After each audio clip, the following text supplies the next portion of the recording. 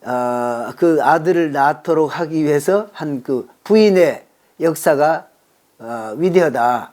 그래서 그 아들을 잘 가르치고 양육해서 결국 이렇게 하나님의 뛰어나신 일을 하게 한 본이다. 그래서 그 부인의 역할도 위대하다 하는 것을 특별히 드러내기 위해서 썼다. 이렇게 얘기를 합니다.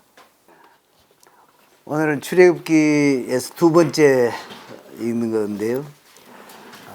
토라 포션 명칭은 바에라 또는 바에이라, 내가 나타났다. 우리 성경에는 3절에 나오는데 하나님이 아브라함과 이삭과 야곱에게 나타나셔서 말씀하셨다, 이런 얘기죠. 내가 나타났었다. 하나님이 나타나시는 것은 극히 드문 일이잖아요. 아브라함에게 나타나셨지만 매일 몇 시간 나타나신 건 아니잖아요. 그러니까 언제 나타난 때가 있었는데 나타나셨다. 그때마다 하나님이 하나님의 모습을 드러내시는데, 그때는 내가 전능한 하나님, 그러니까 엘샤다이 하나님, 엘샤다이 하나님으로 내가 나타났었다. 여기에 뭐라고 싶냐면은 여호와라는 이름으로는 나타나지 않으셨다는 거예요.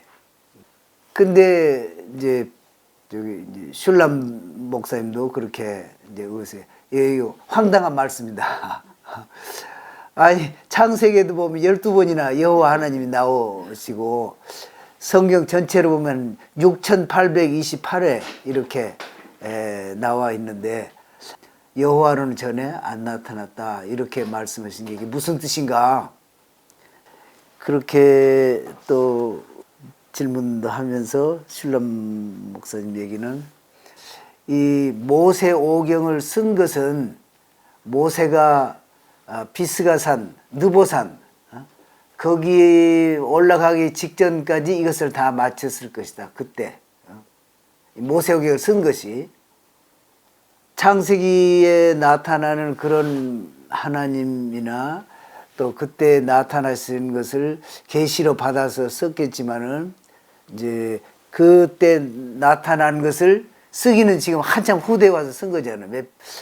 지금 나타나신 여호와 하나님은 그때는 그렇게 계시하지 않으셨다, 그런 말씀으로 이렇게 받아들일 수가 있겠고, 또 하나님이 계시를 하실 때는 나타날 때마다 우리 참 어떤 때는 전능하신 하나님, 자비의 하나님, 또 어떤 때는 또 심판하신 하나님, 이렇게 사건 때마다 이렇게 달리 나타나시는데, 하나님이 계시하실 때 또 무엇을 말씀하실 때 한꺼번에 모두 다 그냥 처음부터까지 다 하시지는 않으신다. 그러시잖아요. 하나님이 그냥 모든 걸 그냥 한꺼번에 다 알게 하시거나 다 않으신 거라. 그때마다 필요할 때마다 계시하시고 점진적으로 하나님이 계시하신다. 그리고 그러니까 아브라함에게 나타나신 하나님, 그것도 아브라함에게 나타나신 하나님을 전해줄 때 이삭이 이제 아브라함에게 배울 때 이렇게 하나님이 하셨다. 그러면서 그 계시하신 것을 깨닫게 하실 것이고, 또 이삭은 우물 팔 때마다 이렇게 메우고, 그러면서 이제 야곱은 또 야곱대로 또 하나님이 계시하시잖아요. 그때하고 지금 모세의 입장하고는 또 완전히 다르다는 거예요. 모세는 지금 그러니까 아브라함, 이삭, 야곱은 개인으로 만난 거잖아요. 하나님을 개인으로 만나서 앞으로 될 일들도 말씀하시고 하시지만은, 지금 모세가 만난 하나님은, 모세는 지금 애굽에서 바로 아주 그냥 전 세계에서 가장 강력한 통치를 하고 있는 바로 왕국에서 백성을 이끌었는데, 그 백성은 한 사람이 아니고 장정만 60만이고 어린아이 여자까지 하면 수백만, 한 나라가 지금 거기서 탄생해서 나오는 그런 거대한 백성들, 그 백성들을 구출하시는 하나님이시기 때문에 다르시다는 거예요. 그러면서 하나님이 말씀하시기를 하나님 이름을 뭐라고 저들에게 전해야겠습니까? 그러니까 스스로 있는 자다. 그러니까 존재. 하나님은 존재하시는 분이시다. 세상의 모든 것들은 변하잖아요. 존재했다가도 없어지고.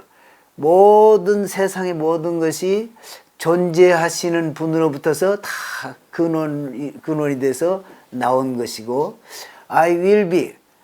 그렇게 해서 나온 모든 것들을 내가 그냥 돌보고 함께 하시고 함께 하신다. 근데 I shall be 이렇게 하면은 더 아주 의지적으로 능동적으로 그래서 아브라함과 이삭과 야곱에게 함께 하셨던 그 하나님이 지금 고통 중에도 함께 하시고 앞으로도 계속 하신다. 그러니까 이스라엘 백성들 지금 2000년 동안 좀 해외에 흩어졌다가 돌아와 있지만은 그 가운데서도 하나님이 다 계셨던 것이다. 이렇게 이제 해석을 하고 하는데, 그래서 여호와 하나님을 계시하시는 이 모세에게 하시는 이 말씀은 개인에게 나타나는 그 정도가 아니고 이 백성을 그런 그 노예에서 구출해 가지고 아주 광야를 거쳐 가지고 이제 약속의 말씀을 이루어서 약속의 그 땅으로 인도해서 나라를 이루기까지 지금 모세가 이끌어갈 그러한 것을 하실 하나님으로 계시하시는 것이다. 그런 면에서 이제 다르다. 이렇게 얘기를 하고 있습니다. 그래서 하나님은 그때그때 계시하시고, 그렇게 본다면은 좀 그 백성들이 거기서 나와가지고 가나안 땅에 들어가서 나라를 세우고 한 1500년 이렇게 지속했다가 그 다음에 결국 그 로마에 의해서 망하잖아요. 지금부터 2000년 전에. 근데 그때 예수님이 오신 것이잖아요. 예수님이 오셔서는 그 계시하신 것은 무엇일까? 그동안에는 이제 하나님 음성만 듣고 이렇게 계시를 받았는데, 하나님이 직접 오셔가지고 하나님 아들이 그때 계시를 하셨는데, 그때 그 계시는 천하의 모든 사람들이 다 예수님을 통해서 구원을 얻게, 하나님의 백성이. 그러니까 그동안에는 구원이 이스라엘 안에만 있었는데 구원이 온 세상으로, 땅끝까지, 그리고 하늘과 땅의 모든 권세를 다시 회복하시는 그러한 하나님, 예수님의 그 희생으로 그것을 계시하시고, 그 이후로 그 계시가 땅까지 전파돼서 이렇게 되신 그것을 계시하셨구나 하는 것을 또 보게 됩니다.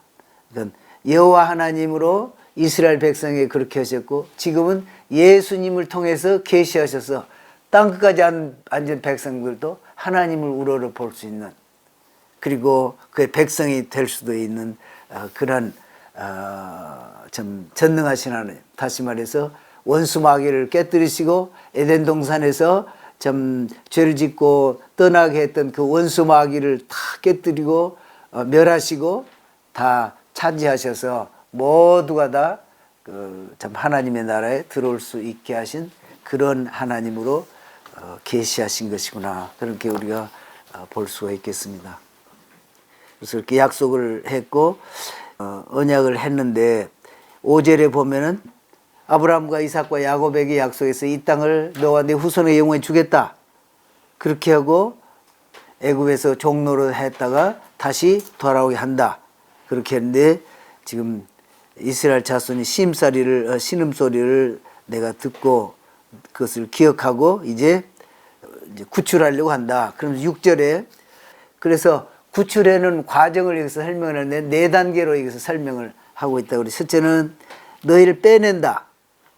그래서 그들의 노역에서 빼내며, 무거운 짐 밑에서 너희를 빼내며, 1차적으로 그 백성들 그 노역에서 빼내서, 그래서 그렇게 큰 노역을 하지 않고 한 6개월 동안 지났다, 이렇게 설명을 해요. 한 6개월 동안 그렇게 중노동을 하지 않고 그래서 하나님이 빼내시고, 그 다음에 건지며 편팔과 큰 심판들로서. 그래서 첫 번째는 공식적으로는 그 종살이 이제 더 이상 안 하고 그렇게 한 6개월 이렇게 했다고 그래요. 그 다음에 나라를 떠나지는 못하게. 그 다음에는 레스큐 이렇게 표현을 했는데 여기서는 건재다. 그래서 건져내서 그 땅에서 이렇게 나오도록 6개월 후에 나오도록 했다는 거고, 그 다음에 편팔과 큰 심판, 이것은 나와서 홍해를 마른 땅같이 건너는 그런 심판을 이렇게 예고한 것이다. 그리고 너희를 무거운 짐 밑에서 애굽 사람의 그래서 너희를 빼낸 그 7절에 있는 그 빼낸 이 말은 하나님의 백성이 거기서 나와서 하나님의 백성이 되게 하려고 했다. 이 네 단계로. 그러니까 처음에는 강제 그 노동에서 해방이 돼서 한 6개월 이렇게, 그 다음에는 그 땅을 떠나서 나왔는데, 구출해서 나왔는데 이제 홍해가 딱 가로막았잖아요. 그때 홍해를 큰 기적과 심판으로서, 편팔과 여러 큰 심판으로서 그 건너고, 그 다음에는 시내산 앞에서 너는 내 백성이다 이렇게 선포하시는 그런 장면을 봅니다. 그리고 8절에 보면은 영원토록 그렇게 그 땅을 차지하고 살 수 있도록, 그래서 오늘날도 지난 2000년 동안 비어있던 그 땅을 하나님 비어있게 하셨지만 다시 와서 그 땅을 차지하게 하시는 것을 볼 수 있습니다. 그러나 이제 모세가 이와 같이 이스라엘 자손에게 전했지만은 9절에 보면 모세 말을 듣지 않았다. 완전히 듣지 않은 것은 아니지만은 워낙 그냥 그 고통이 심하니까 그냥 그 소리가 그렇게 실질적으로 와서 닿지 않게 이렇게 들렸다, 이런 식으로 설명을 합니다. 그래서 듣지 않았다 하는 말도, 그래도 주님께서 다시 모세에게 말씀해서 이스라엘 백성도 안 듣는데 바로가 어떻게 보면은 자기는 몇십 년 전에 그 사람 죽여가지고 그 애굽의 정부에서 살인자로 이렇게 찾고 있는, 쉽게 말해서 전과자라고 하나, 도망자인데 감히 바로에게 가서 백성들도 말 안 듣는데 바로 앞에 가서 내가 얘기를 한다 듣겠냐. 하나님 앞에 그렇게 사실대로 얘기를 하는 것을 봅니다. 그러나 너를 통해서 이렇게 구출해 내겠다 이렇게 얘기를 하면서 모세와 아론의 조상을 얘기를 합니다.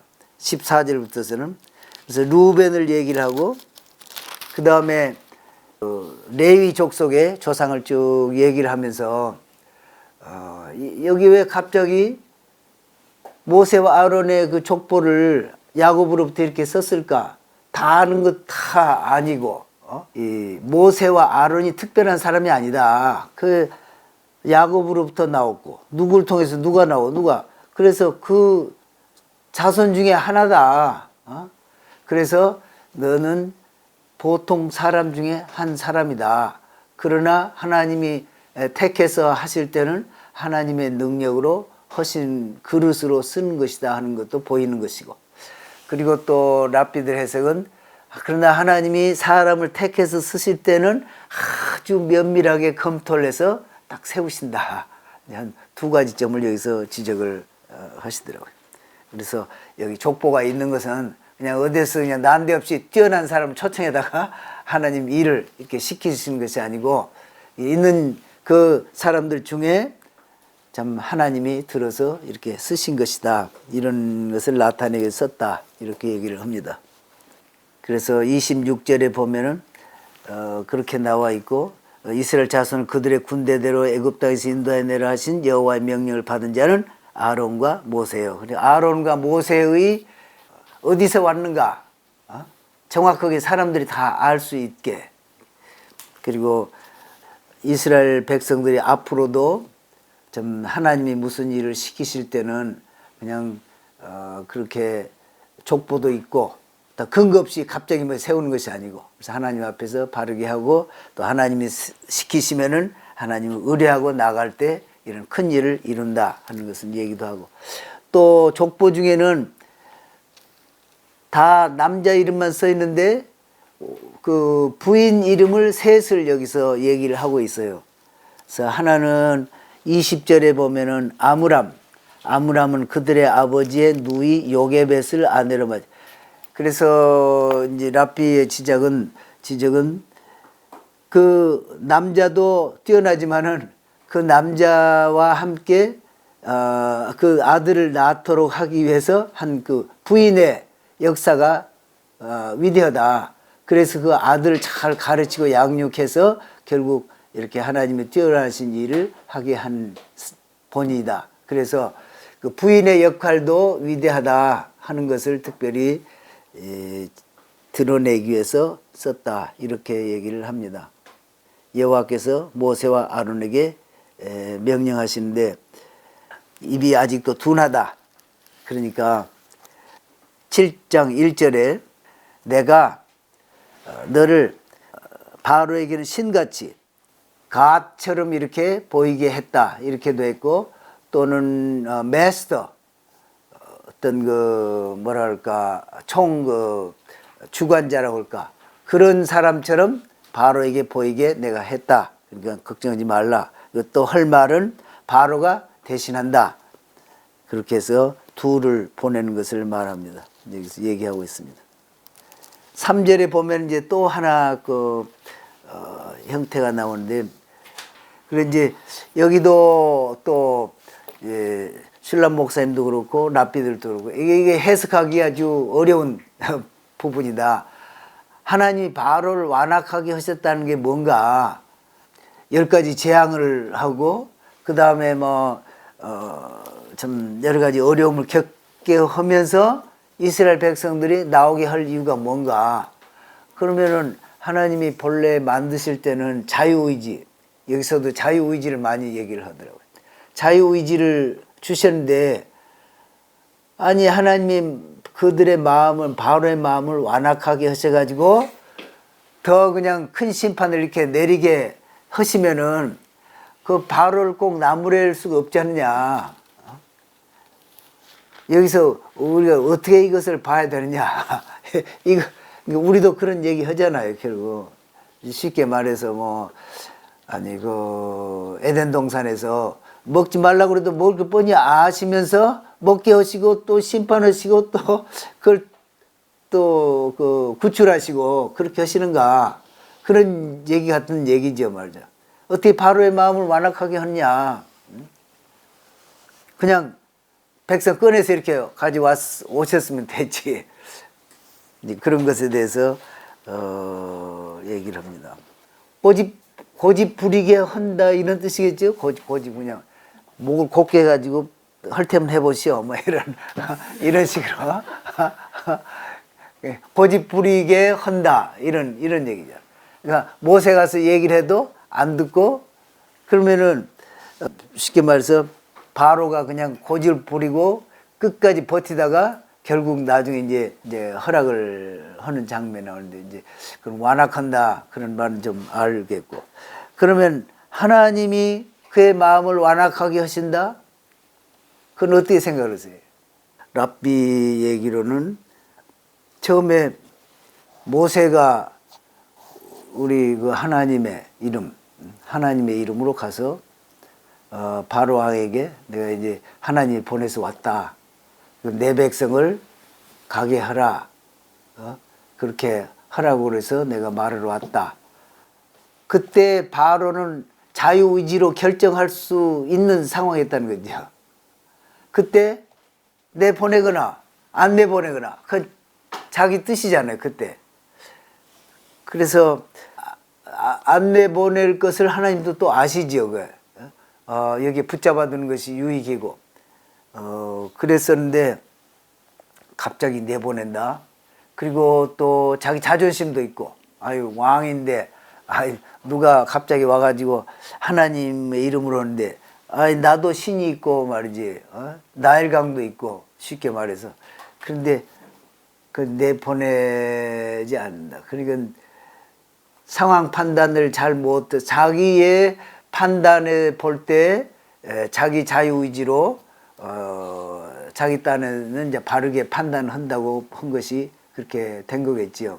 그래서 내보내지 않겠다.